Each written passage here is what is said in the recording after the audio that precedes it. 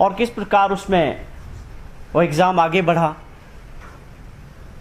1,87,000 के करीब बच्चों ने कोशिश की कि हमें रोज़गार मिले और तकरीबन 1,300 कुछ कांस्टेबल्स की उसमें पोस्टें थी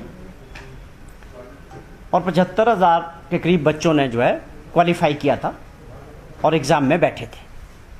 और उसके बाद उस सारे एग्ज़ाम का क्या परिणाम हुआ वो आप लोग और प्रदेश की जनता अच्छी तरह जान चुकी है कि भाजपा की जो सरकार माननीय मुख्यमंत्री जयराम ठाकुर जी की अध्यक्षता में हिमाचल प्रदेश में चल रही, कांग्रेस पार्टी उनसे 2 सवाल पूछना चाहती है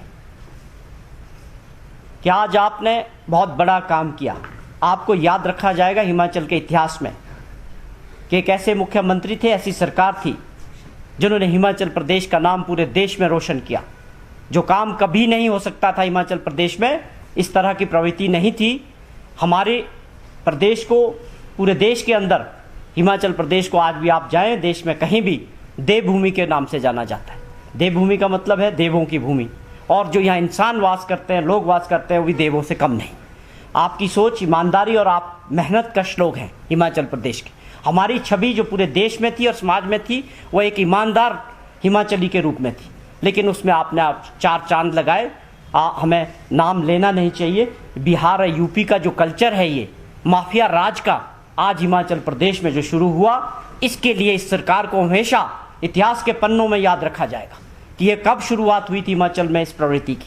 कि आज हमें विश्वास नहीं होता कि हिमाचल प्रदेश में ऐसा भी टाइम आएगा कि आप एग्ज़ाम देने जाएंगे और वो एग्ज़ाम लीक हो जाएगा, बिकेगा पेपर और उसमें जो है माफिया काम करेगा। ये अपने आप में हिमाचल प्रदेश पे एक बहुत बड़ा दाग इस सरकार ने लगवाया है और सिस्टम ने लगवाया है। जब हम किसी सरकार को चुनते हैं, प्रदेश की जनता चुनती है, तो उनसे एक उम्मीद होती है पूरी जनता की कि ये सरकार हमारे लिए, हमारे हितों के लिए, सुरक्षा के लिए काम करेगी। हम दावे के साथ कहते हैं कि माननीय जयराम ठाकुर जी की सरकार हिमाचल प्रदेश में हर फ्रंट पे फेल हुई है। ये उसका सबसे बड़ा उदाहरण है कि आज हिमाचल प्रदेश में माफिया पनप रहा है। आज से 6 महीने पहले जिस प्रकार शराब माफिया के तौर पे हिमाचल प्रदेश को पूरे देश के अंदर इन्होंने जो है कलंकित किया, 7 के करीब लोगों ने अपनी जानें गंवाई, आज कुछ नहीं हुआ, SIT बना देते हैं और बात खत्म। वो अपने आप में एक बहुत बड़ा कलंक था कि हिमाचल प्रदेश में शराब माफिया काम कर रहा है। क्या ये सरकार की और पुलिस प्रशासन का फेलियर नहीं है? क्या बिना डर के आज हर प्रकार का माफिया हिमाचल प्रदेश में काम कर रहा है? तो क्या सरकार फेल नहीं है? सरकार की जवाबदेही नहीं है? पुलिस प्रशासन का फेलियर नहीं है? उसी प्रकार हम इस बात पे आते हैं कि JAO का जो पेपर हुआ, 300 के करीब उसमें पोस्टें थी और 1,18,000 के करीब बच्चे उसमें पार्टिसिपेट किए, इस उम्मीद से कि बेरोज़गारी से कुछ राहत मिलेगी, लोगों को रोज़गार मिलेगा। और वो एग्ज़ाम भी, उसका भी पर्चा लीक हुआ, वो भी आज तक कैंसिल भी नहीं हुआ। अभी तक सरकार उसमें फैसला नहीं कर पाई। कांग्रेस पार्टी मांग करती है कि उस एग्ज़ाम को कैंसिल किया जाए और दोबारा से किया जाए, क्योंकि अब उस वक़्त के बाद दोबारा से एक बहुत बड़ा स्कैम पेपर माफिया के रूप में काम कर रहा है हिमाचल प्रदेश में।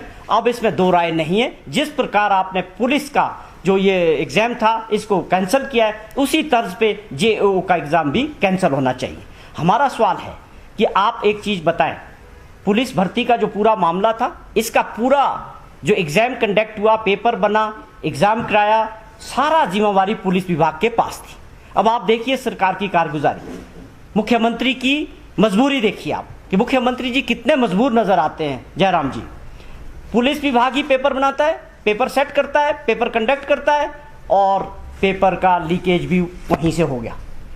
आज मीडिया में कई लोगों ने, आपका इलेक्ट्रॉनिक्स मीडिया हो, प्रिंट मीडिया हो या सोशल मीडिया हो, 6 लाख, 8 लाख, 3 लाख, 5 लाख में पेपर्स बिके।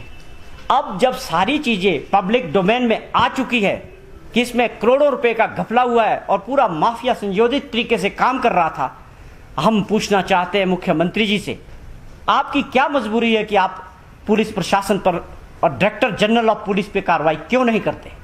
आप उनको उनके पद से निकालते क्यों नहीं है? कांग्रेस पार्टी ये मांग करना चाहती। आप किस बात से डर रहे हैं मुख्यमंत्री जी? आप किसको बचाना चाहते हैं? कौन वो आदमी है जिसको आप प्रोटेक्ट कर रहे हैं, जिसकी वजह से आप फैसले नहीं ले पा रहे, आप कमजोर नजर आ रहे हैं?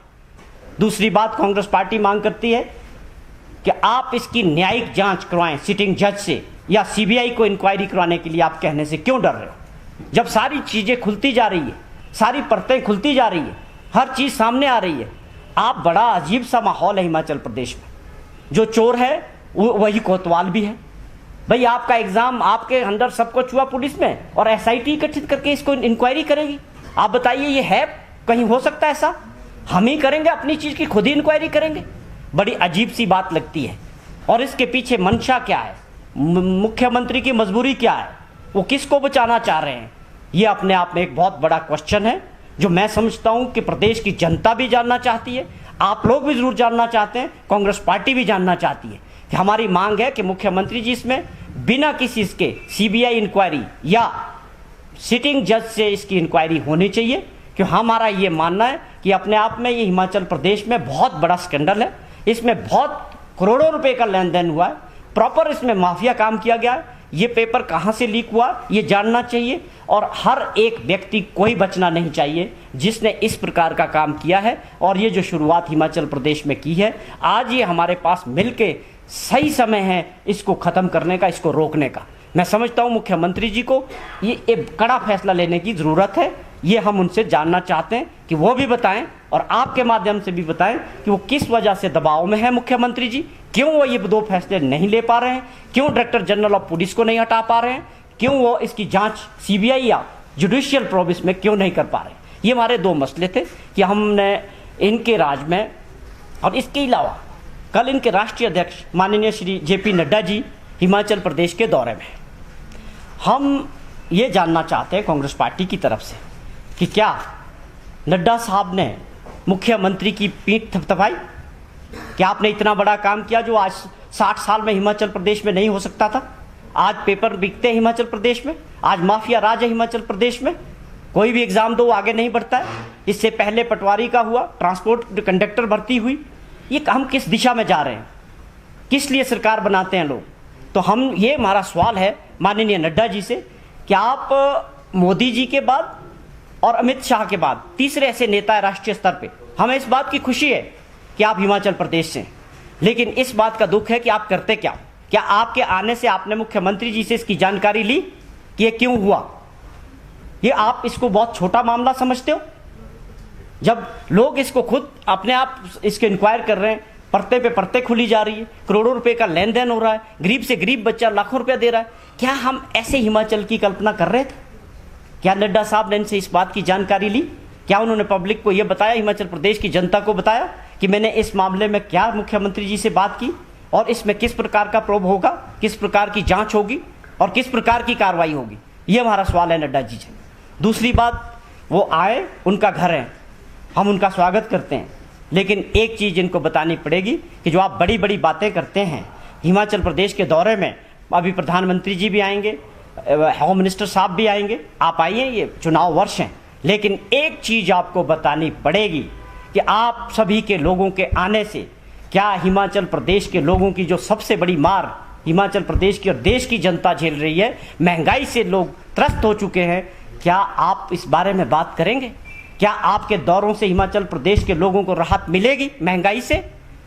आज महंगाई का क्या आलम है, कोई ऐसी वस्तु नहीं है जिसके ऊपर कंट्रोल। आप खाने पीने की कोई चीज ले लीजिए, आप तेल के बात करें, आप आटा दाल चावल तेल किसी चीज की, आप दवाइयों की बात करें तो 100% तक। मैं हैरान हुआ जब मेरे किसी पंजाब के एक मित्र ने मुझे फोन किया कि पंजाब में दवाइयों पे 40% तक केमिस्ट छूट देते हैं, डिस्काउंट देते हैं 40%। आई वॉज शॉक्ड, ये कैसे हो सकता है भाई? कोई कंट्रोल नहीं है क्या? कहते जी कोई कंट्रोल नहीं है, प्रिंट कर दो 100 रुपये 10 रुपये की गोली पे 100 रुपये प्रिंट कर दो, फिर वो केमिस्ट आपको वो 50 में बेचे 60 में बेचे, उसकी मर्जी। भाई आप किस दिशा में इस देश को ले जा रहे हो? ऐसा कैसे हो सकता है कि कंट्रोल ही कोई नहीं? आपने पूरी छूट दे दी। पहले होता था आपका मार्जिन 10 से 15-20% हो सकता है किसी चीज पे, आज आपने खुला छोड़ दिया। कोई रेगुलेशन ही नहीं है कि आपको इस चीज को कितने में बननी है और ये कितने में बिकनी है। ये बड़ा दुर्भाग्यपूर्ण समय है देश के लिए। महंगाई एक ऐसी स्थिति में पहुंच गई है जब समाज में बहुत संकट आने वाला है, और दुर्भाग्यपूर्ण बात यह है कि देश के प्रधानमंत्री और इनके सरकार इसके प्रति गंभीर नहीं है। मैंने जिक्र किया अभी 50 रुपये गैस सिलेंडर बढ़ा, उससे पहले 3 दिन पहले 100 रुपये कमर्शियल सिलेंडर बढ़ा। आप बहुत सारी ऐसी चीज़ें हम मीडिया से भी जानकारी लेते हैं, हर जगह से मिलती है। आप तेल, गैस, डीजल, पेट्रोल, खाना पीना, कोई वस्तु नहीं है, दवाई किसी चीज़ की नहीं है, छोटा सा आशियाना बनाना है, सीमेंट, सरिया, रेत, ईंटा, बजरी, आप ऐसी चीज़ बताएं जो बढ़ी ना हो। बच्चों का स्कूल को जाने का स्टेशनरी है या किताबें हैं, कोई ऐसी चीज़ नहीं है जो ना बढ़ी हो। ये बहुत दुर्भाग्यपूर्ण है और गंभीर स्थिति हो सकती है। जिस प्रकार से डॉलर की कीमत बढ़ी है, रुपया गिरा है, अपने आप में ये भी एक चिंता का विषय है। हमें दुर्भाग्यपूर्ण लगता है कि सरकार का रवैया, केवल सरकार क्या करती है, कांग्रेस को कोसती है। 8 साल से एक ही काम, एक ही एजेंडा है कि कांग्रेस को कोसो। उसका कारण क्या है कि देश की जनता का दिमाग को भंगलाना है कि असली मुद्दों पे ये देश बात ना करे, असली मुद्दों पे चर्चा ना हो, बेरोजगारी और महंगाई पे चर्चा ना हो। उसका सबसे बड़ा एजेंडा फिक्स है कि जब भी मौका मिले कांग्रेस को कोसते चले जाओ। मैं आज आपके माध्यम से ये दावे के साथ कहता हूं, आप कोसिए, आप सोनिया जी से लेकर नीचे मुझ जैसे छोटे कार्यकर्ता तक कोसते चले जाइए। अगर कांग्रेस को कोसने से देश की जनता की जो सबसे बड़ी समस्याएं हैं वो सॉल्व हो सकती है, महंगाई से देश की जनता को निजात मिल सकती है, तो मोदी जी और आपकी पूरी टीम बेझिझक कांग्रेस पार्टी को कोसते रहिए। लेकिन आप ये देखिए कि करना क्या है, आप जा किस दिशा में रहे। कांग्रेस कोसने से आप अपने वोट की राजनीति कर रहे, देश की जनता को बिंगला रहे। आपकी जो असली जवाबदेही, 8 साल का आपका शासन देश में हो चुका है, 4.5 साल का जयराम जी का शासन है, बोलने को डबल इंजन की सरकार है। अबे भैया, आपके इंजन तो सारे फेल है, जनता के हालात खराब है। आप कोई मॉडल तो तैयार करो कि जनता को महंगाई और बेरोजगारी से कैसे निजात मिलेगी। तो कहने का मतलब है कि आने वाला चुनाव, 4-5 महीने का जो वक्त है वो चुनाव का दौर है। अब निश्चित तौर पे इनके पास, पार्टी के पास बहुत संसाधन है, बहुत पैसा है, बड़ी रिच पार्टी है दुनिया की, बहुत पैसा है इनके पास। इन्होंने 8 साल में इतना पैसा इकट्ठा कर दिया जो आप कल्पना नहीं कर सकते हैं। अब उस पैसे को मिसयूज होगा, यूज होगा, इलेक्शनों में खूब दब के पैसा लगेगा, जो दिख रहा है। आज एक मंत्री आएगा, कल दूसरा मंत्री आएगा।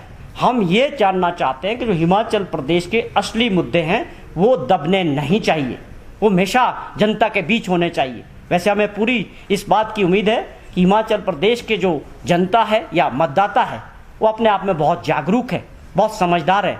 ये जितना भी प्रयास कर लें, ये मोदी जी को यहाँ बैठा दें, ये अमित शाह जी को यहीं बैठा दें और नड्डा साहब परमानेंट शिमला में बैठ जाएं, तो भी कुछ बदलने वाला नहीं है। उसका सबसे बड़ा कारण कि सरकार पूरी तरह से फेल रही है 4.5 साल में, हर वर्ग के साथ धोखे हुए, पूरी फेलियर सरकार है आज तक की।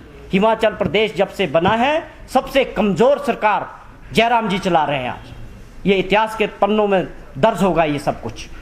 कहने का मतलब है कि भंगलाने का काम, लोगों को गुमराह करने का काम, डबल इंजन ट्रिपल इंजन बोलने का काम या कांग्रेस को कोसने का काम, ये अगले 3-4 महीने जो है प्रायोरिटी पे रहेगा हिमाचल प्रदेश में। क्योंकि अब चुनाव है, अब सब हिमाचल की ओर आ रहे हैं, हर कार्यक्रम हिमाचल की ओर बन रहे हैं।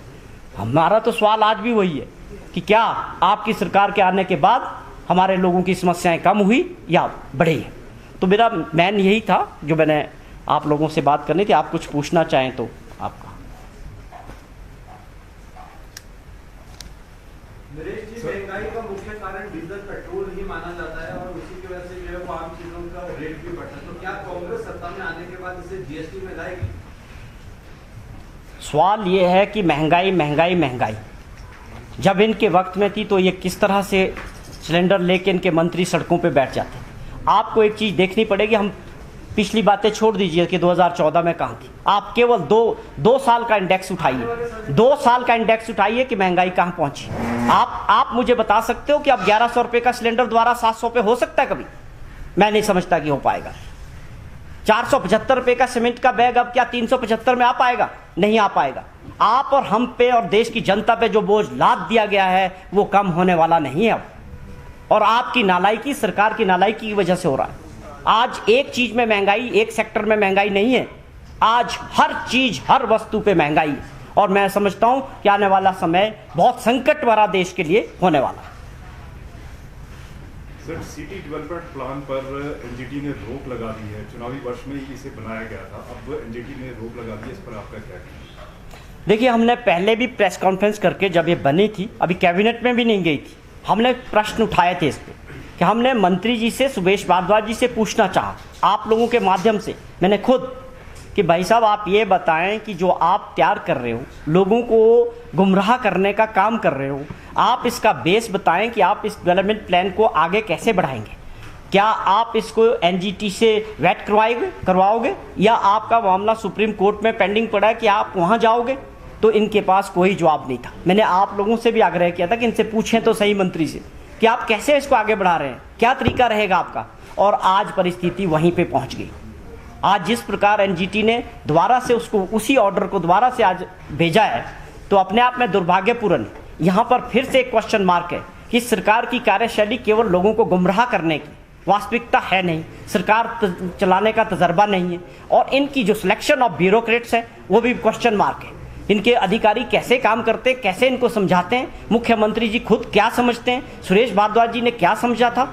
3 महीने लोगों को गुमराह करते रहे कि अब जो है हम इसको बुला लिए, हमारा अधिकार है। मैंने पर्सनली भी मुझे मिले एक मैरिज में, मैंने वहाँ भी पूछा सुरेश भारद्वाज जी से, साहब आप हमें भी तो समझाइए आगे बढ़ेगा कैसे। कोई जवाब नहीं था किसी के पास। तो इस तरह आप क्या सोचते हो, गुमराह करोगे लोगों को, अल्टीमेटली ये चीज़ें सामने आएगी कि आप कर कुछ नहीं पा रहे हो। जो भी ये स्मार्ट सिटी का काम हो रहा है, इस पर हम आपके साथ पूरी एक दिन प्रेस वार्ता करेंगे कि इसमें हो क्या रहा है, मिसयूज ऑफ फंड्स कैसे हो रहे हैं, और स्मार्ट सिटी का जो प्लान था वो कब सैंक्शन हुआ था, किस गवर्नमेंट में हुआ था। व्यर्थ हो रहा है पैसा हमारा और आपका बर्बाद किया जा रहा है। तो ये डेवलपमेंट प्लान जो हुआ, ये लोगों के साथ, शिमला के लोगों के साथ धोखा है और सरकार की कमजोरी है कि इसको आगे नहीं बढ़ा सकी। जॉर्ज साहब, कांग्रेस जो है कि ये भर्ती मामला है पुलिस का और जीओआईटी का मामला है, क्या कांग्रेस इस मामले पर सिर्फ बयान जारी करेगी, प्रेस कॉन्फ्रेंस करेगी, या फिर धरने पर उतरेगी, सड़क पर उतरेगी? और दूसरा सवाल ये है, आप डीजीपी को हटाने की मांग कर रहे हैं या डीजीपी का इस्तीफा मांग रहे हैं? देखिए, पहला सवाल आपने किया कि हमने भर्ती पे, हमारे पूरे प्रदेश के अंदर कांग्रेस पार्टी ने हर जिला के अंदर प्रदर्शन और धरने किए पूरे प्रदेश के अंदर, और प्रेस कॉन्फ्रेंसेज एक पार्ट है, हमारे नेता उठा रहे हैं, कार्यकर्ता सड़कों पे उतरे हैं। लेकिन दुर्भाग्यपूर्ण देखिए, आपकी सरकार की जू नहीं रेंगती है। सरकार समझती नहीं है कि विपक्ष और पक्ष में बहुत थोड़ा फर्क होता है और जनता कभी भी दूर कर सकती है।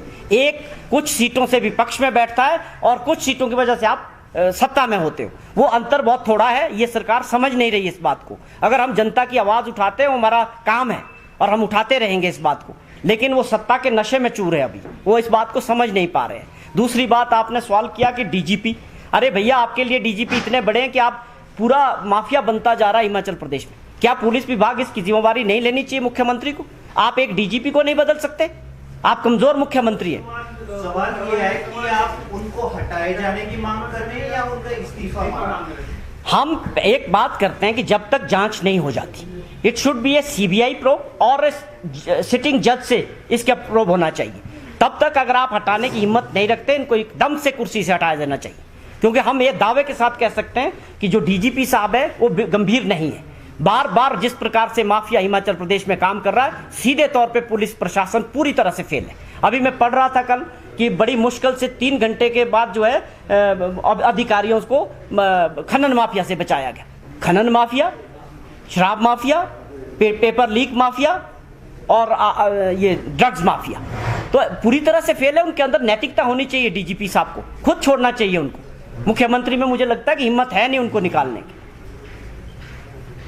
Thank you.